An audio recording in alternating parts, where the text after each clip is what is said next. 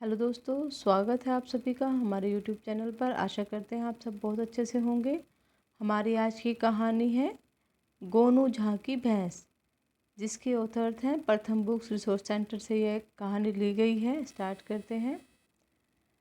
मिथिला नरेश के दरबार में एक दिन हंसी मजाक का दौर चल रहा था। सभी दरबारी एक से बढ़कर एक गप्पे सुना रहे थे। एक दरबारी ने कहा, जब मैं छोटा था मैंने मछलियों की बारिश देखी थी। दूसरे ने डींग हाँकी, जरूर देखी होगी, मैंने इतने बड़े चूहे देखे कि बिल्लियाँ उनसे डर कर भागती हैं। तीसरे ने सोचा, मैं भी क्यों पीछे रहूं महाराज, एक बार क्या देखता हूँ कि सूर्य देव चंद्रदेव से अनुनय भरे स्वर में कह रहे हैं कि मैं रोज रोशनी देता हूँ, उसके बदले अपनी आधी ठंडक मुझे दे दीजिए। महाराज ने गोनू झा को चुपचाप बैठे देखा तो जरा चकराए। कारण पूछने पर गोनू झा बड़ी गंभीर सूरत बनाई और कहा, महाराज मैं क्या कह दूँ, इन सब ने जो देखा वो अपनी जगह पर ठीक है, लेकिन जो मैंने देखा वह सबसे बड़ा आश्चर्य है। आपने ऐसा क्या देखा, इतना आश्चर्यजनक है? महाराज ने पूछा। महाराज मैंने देखा है कि संसार में सभी लोगों की दो दो आंखें होने के बाद भी अधिकतर लोग अंधे ही हैं।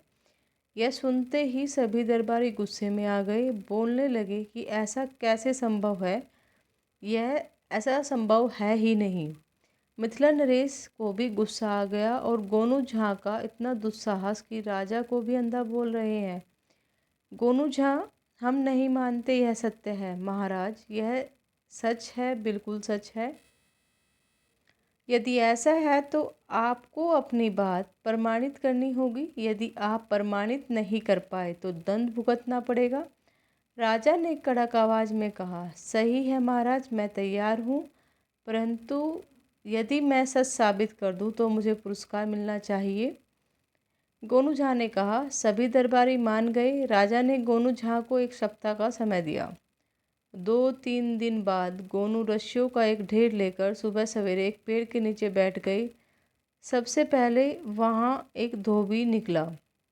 गोनू झा को देखकर पूछा, आप यहाँ इतनी सुबह क्या कर रहे हैं? इतना सुनते ही गोनू झा ने चुपचाप उसे पकड़कर एक रस्सी से पेड़ के साथ बांध दिया। तभी राजा का नाई वहाँ से निकला। उसने गोनू झा से पूछा, गोनू जी आप सुबह सुबह यहाँ क्या कर रहे हैं? गोनू जी ने तुरंत नाई को भी पेड़ से बांध दिया।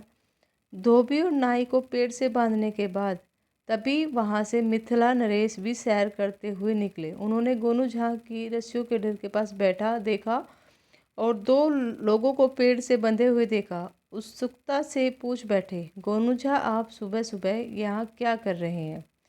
प्रणाम महाराज, कहते हुए गोनू झा ने नरेश को भी एक रस्सी के टुकड़े के साथ पेड़ पर बांध दिया।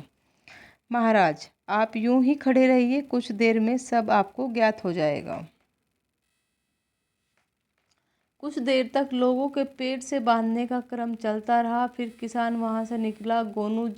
और राज्य अन्य लोग पर उसकी नज़र गई।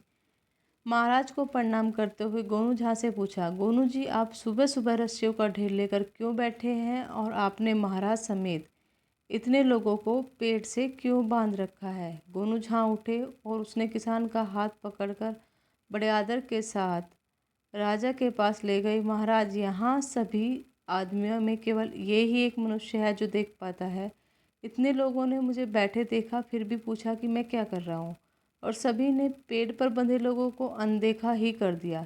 केवल साधारण किसान ने सब कुछ देख समझकर मुझसे प्रश्न किया है।